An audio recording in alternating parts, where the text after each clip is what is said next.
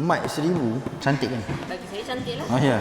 Kisah hari ni jalan-jalan nak buka puasa. Tapi sambil-sambil berjalan, aku macam nak beli benda. Tapi aku ingat-ingat lupa. Kita nak beli apa ni? Oh ni, aku teringat. Memandangkan sekarang aku selalu live, selalu mengajar. Aku baru teringat setup aku tu. Orang cakap aku punya suara kan macam tenggelam kan? Macam dalam air kan? Help, I'm under the water. So, korang cakap tak lunak kan? Tak macam apa? Anwar Zain. So, kali ni aku bukan setakat macam Anwar Zain, aku nak jadi Hafiz Uim. Hari ni mission kita cari mic. So, kita survey dulu mic, tengok apa yang ada. Aku akan cari the best supaya korang tak cakap suara tenggelam lagi. Aku akan make surekan suara aku macam Anwar Zain, macam Hafiz Uim.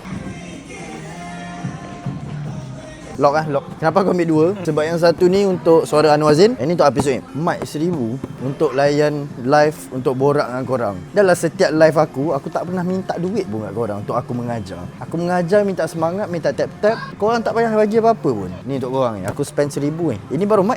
Kamera, sila komen di ruang komen kamera apa yang aku patut cari. Mungkin ada yang cakap kamera aku sekarang low quality. Aku akan bagi the best ni untuk korang. Kau komen lah apa yang aku patut improve dekat setup live aku. Aku all out untuk korang supaya korang semangat untuk nak belajar. Appreciate lah sikit. Effort ni dia bayar. Cantik kan? Bagi saya cantik lah. Oh ya. Buat timing, buat timing. Masuk. Terima kasih. Ni settle 2 mic untuk seorang live. So kalau ada apa-apa lagi yang kau nak aku upgrade dekat setup live aku, kau boleh komen. Yang nak belajar, masuklah live. Aku slowly improving live aku. Kita belajar sama-sama, kita live trade sama-sama, kita full swing duit raya sama-sama. Kau nak full swing duit raya sama-sama, kau tekan je link kat bio. Kau nak belajar, jangan lupa masuk live. Setiap kali kau nampak aku live, kau masuk. Ambil ilmu, tak payah bayar. Ciao.